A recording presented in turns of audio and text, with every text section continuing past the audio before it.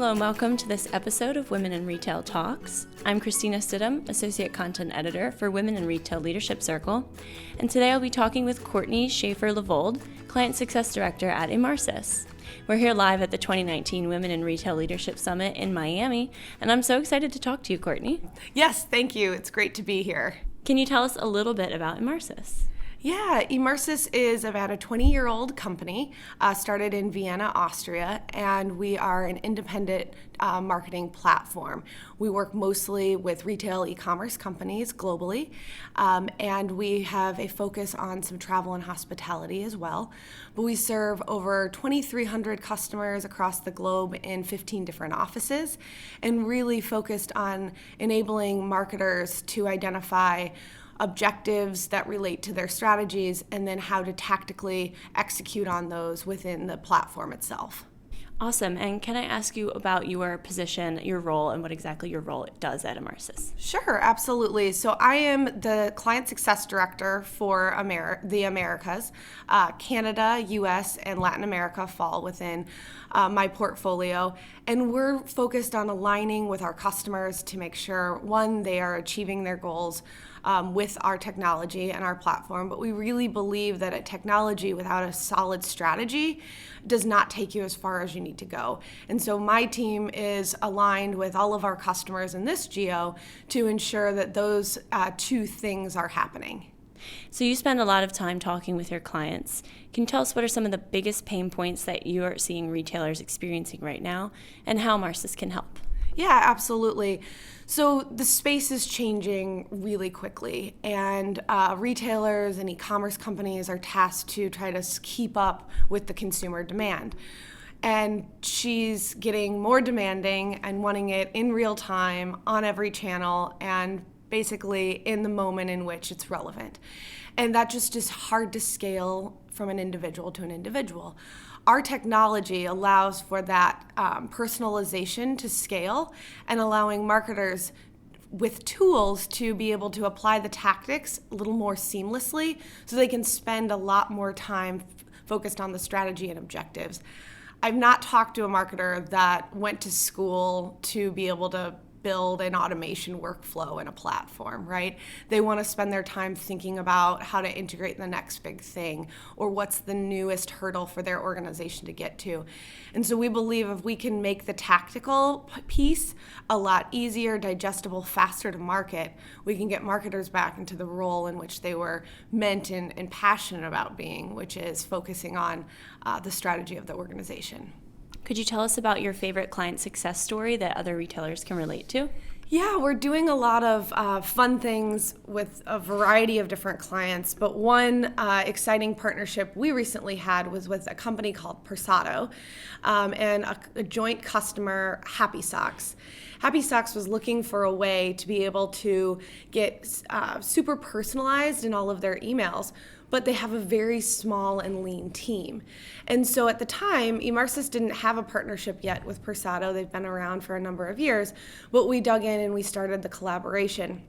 And I think it speaks to two elements of the way that we always embrace working with our clients. One is, what are we not doing that our customer needs that we can start going down a path of innovation on, i.e. the productized integration with Persado for a customer.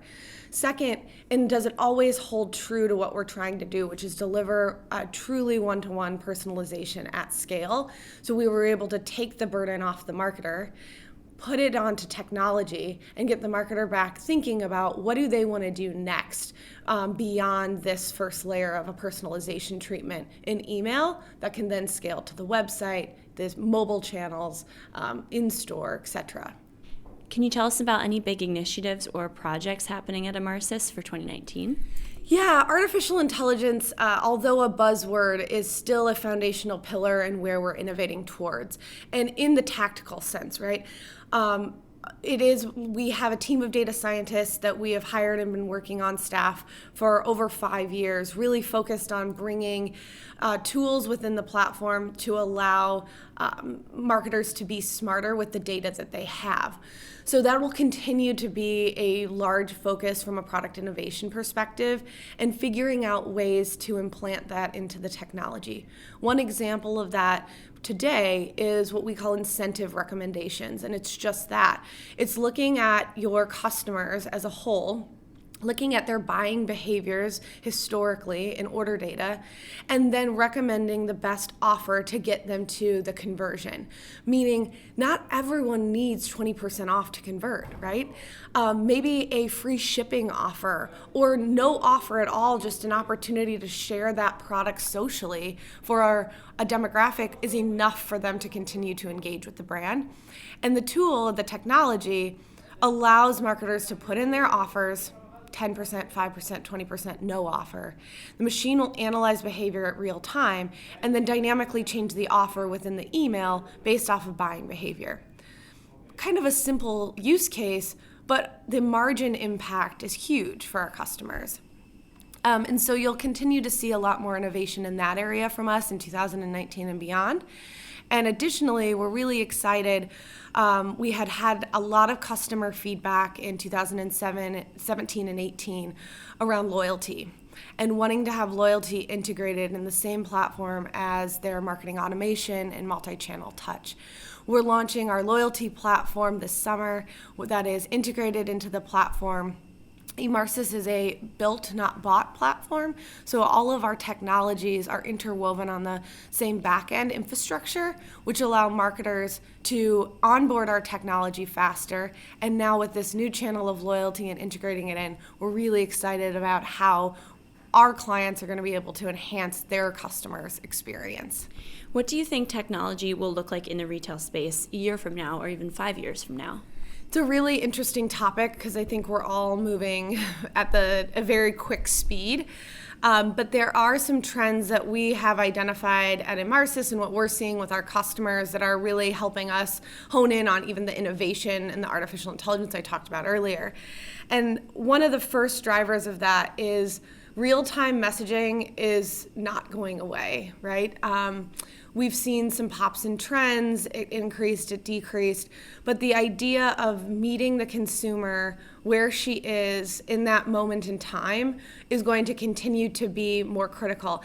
And the onus on marketing to do it in a non-creepy way is going to continue to grow, right? It's not when you identify an individual on your site or they come into your store through geo-tracking and not putting up a push notification in a really weird way, that's going to take the EQ side of marketing and really have to focus in, but it's going to be the demand of the consumer. And we think that that's going to be a huge opportunity for brands to really dig into in the coming years, even more so than what we've seen to date. Number two, voice is continuing to be a trend. It's still in its infancy in my mind, and it kind of goes back to even the real time, not being creepy. How do you use it to make it relevant and be a very productive engagement with a customer? But it's also not going away because it's relevant, it's in the moment, it's timely, and we've seen a lot of interesting studies coming out from Google around how they're embracing voice. And I think when you look at the big players in technology, nobody's quite got it down yet, but it's going to continue to be something that we're talking about innovating towards and figuring out how do we integrate it and interwove it into our existing marketing channels. Cross-device ID is another big area that we're thinking about and talking a lot about at Emarsys because it's so important when you start embracing true omni-channel messaging and recognizing someone that is on the website and then goes to their mobile device and maybe their iPad and being able to know that she still deserves that same experience although she's switched devices 3 times. And we're getting better as an industry of recognizing that, but then putting it into practice and putting it into the tactical level of actually how do we change the view of content? How do radio buttons even shift? Like down to that tactical level, the website versus the phone. How do we just make it more user-friendly? And we're going to do that by having more focus and emphasis on understanding, I think, the device ID and how it's related to an actual person and getting that insight from IT. And I think one other tactical thing that we're kind of seeing a shift in, and we heard this even yesterday in some of the conversations, was that marketers are now having an IT lean or a lens or even controlling the budget for, right? Mm-hmm. And that control of budget, understanding that the data, the infrastructure of our customer data is so important to the application of marketing, will continue to go and rise up, I believe. Blockchain, I was skeptical at first. When I first started reading about it a few years ago, candidly, I just couldn't really wrap my mind around it at first. But it's not going away. It's this idea of being able to exchange and convert through a more secure way. And when you think about compliance and governance, it's even happening with GDPR in Europe, what we're seeing with the California legislation, items like blockchain are going to move up in the importance, and we won't have the luxury of ignoring it because consumers will be adopting it faster than maybe some of our brands can even, and from an agility perspective. But it's something that I don't think should put my customer in a state of fear or panic, but understanding it and then applying it to the actual life cycle stage of a consumer and how does it impact that whole conversion will be something that we need to dig into as an industry, I think. Lastly is around, I think, digital advertising. I think we're going to see a big evolution and shift here. The space itself, there's been a ton of money poured into it, right? And a lot of consumers that we work with, or clients that we work with, they don't have teams that are interwoven from a email, direct mail, SMS, push to their advertising colleagues, right? And so what you're seeing is a lot of overspend. Why are we spending on display ads when we can get somebody to convert through email and the cost of conversion is so much cheaper, right?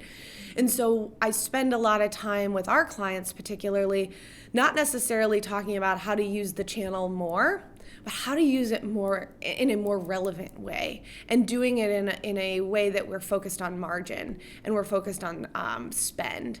If I can get you an email or even SMS or a direct mail piece, those are still cheaper than a full-fledged advertising strategy for something that we already got the conversion on.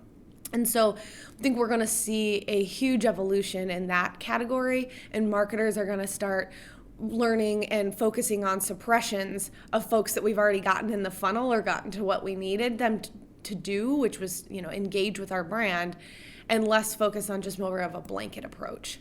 We have a lot more detail on the topic as it's a huge focus for us at Emarsys and inspiring our customers. And if you are looking for more information, bounce over to emarsys.com, and we have 5 big marketing predictions for the next 5 years.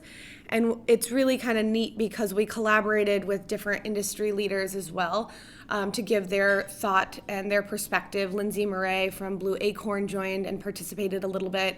Joshua Scottson from Personify XP joined us in there, and several others that I think just interesting to come together and collaborate as everyone is really focused on getting ahead, right? When you're in an industry that's going so fast and oftentimes getting the day-to-day business as usual can seem daunting, I think it's so important to step out, think about where we're going from a retail and e-commerce perspective as a whole, and spend a little bit more time on reflecting on how as an organization we're going to get there together, because these are no small task together.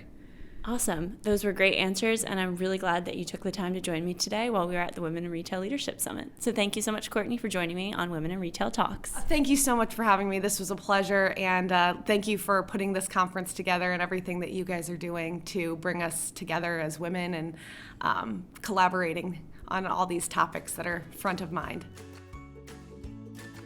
Thanks for listening. For more information on this podcast, please check out our podcast channel page at wirlc.com/podcasts for show notes. Women in Retail Talks is available on Apple Podcasts, Google Play, Stitcher, and now on Spotify. Make sure to subscribe on our podcast channel page as well. If you've enjoyed this episode, please take a few moments to rate and review this podcast. Thanks, and until next time, this has been Women in Retail Talks.